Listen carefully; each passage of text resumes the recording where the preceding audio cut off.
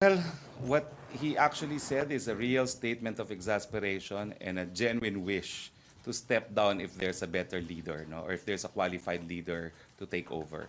And he has said that he thinks that Senator Bongbong Marcos is one of the better qualified leader to succeed him if there's developments and he will win the protests and he becomes vice president. Yes, he will make through his word. If he wins if he becomes vice president, perhaps the president will make through his word. Now he will step down. Because what he's worried about is if we were to use constitutional succession, then the successor may not be qualified. And then he expressed a preference on who he thinks will be qualified. So if he wins, I think he has said it before. He has said it before that if he wins the protest and he's declared as vice president, he's willing to step down. Harap si dating Senador Bongbong Marcos sa programang Sa Totoo Lang para sagutin ang iba't ibang issue ng lipunan.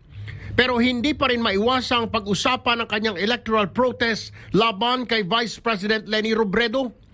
Git niya, masaya raw siya ngayon matapos ang panibagong revelasyon ni Senador Tito Soto, maging si Senador Chis Escudero ukol sa umunay dayaan noong 2016 elections. Sa wakas at meron ng ibang nagsasalita, parang hindi na lang ako. Tila na-vindicate rin daw siya dahil sa mga nagsulputang bagong ebidensya ukol sa dayaan sa halalan. Nung simula, syempre, sasabihin na, nagpo-protest yan, kaya ganyan ang salita. Dahil hindi natin, bias dyan, ganun-ganon. Ngunit, nung nagsalita si Senator Chis, tapos nagsalita si Senator Soto, siguro wala namang interes, lalo na si Senator Soto, hindi nakakampanya yan, hindi na, last term na siya, wala naman siyang association na pumapanig sa partido ko o sa grupo ko. Kaya very credible ang kanyang mga ilinabas na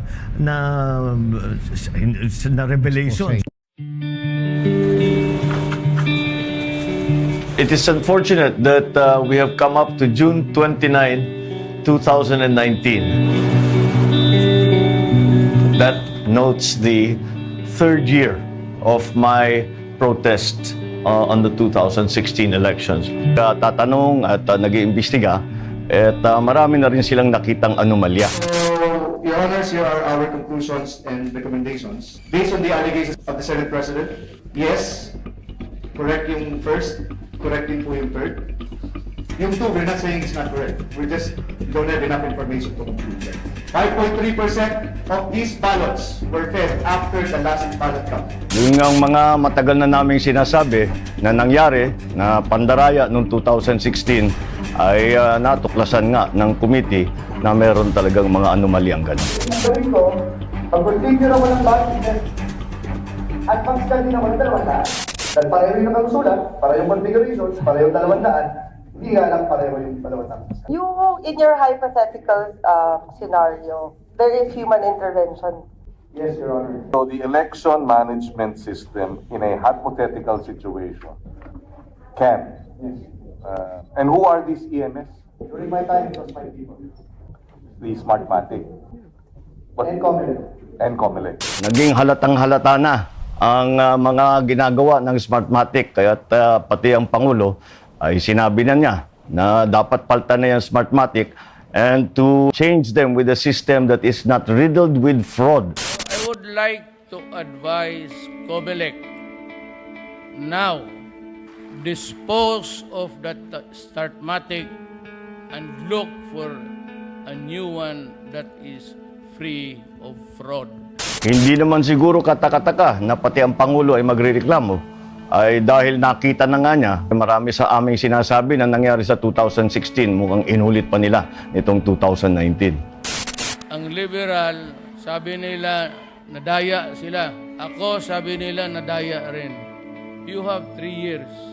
Palitan na ninyo. It is no longer acceptable to me, to the people, and even to the congressmen.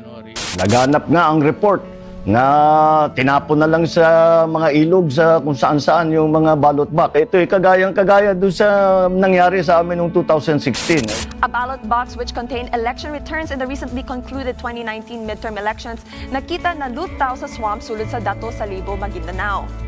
Nakuha ang ballot box sa usa ka local farmer sa lugar unya gihatag na ang ballot box sa Office of Maguindanao Election Director si Ernie Palanan. Talagang naririnig na natin ang boses ng tao ngayon tungkol dito sa problema sa Smartmatic. Hindi lamang ang mga politiko, hindi lamang ang mga naging kandidato, kung hindi ang tao mismo sa social media. Ang daming nagrereklamo at nagtatanong bakit naging ganito ang sistema natin ng halalan. Ito po ay nabubwisit na ang tambay, even ako. Galit na ako dahil ang daming nagme-message sa akin. Marlica, ano na nangyari sa protesta ni BBM? Bakit ang tagal? Makakaupo pa ba siya?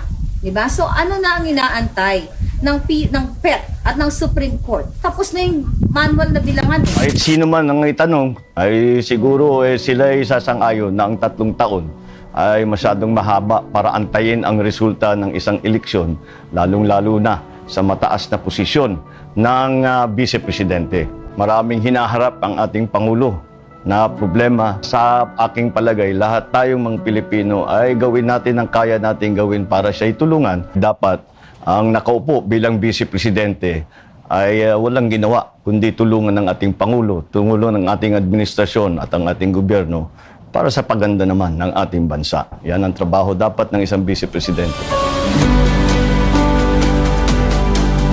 Hindi ko pwedeng tapusin itong vlog na ito, lalong-lalo na dahil tungkol sa protesta, na hindi magpasalamat sa ating mga supporter. Alam natin, ang 3 taon ay makahaba-haba para dito sa ating ginagawa. Aaminin ko, kung minsan humihina na rin ang loob ko at maraming problema at the many challenges that we face. Pero lumalakas ulit ang loob ko at tumataba ang aking puso pag nakikita ko kayo, naririnig ko ang inyong pagsuporta sa akin at ipapagpatuloy natin ito dahil sa inyo, dahil sa Pilipinas.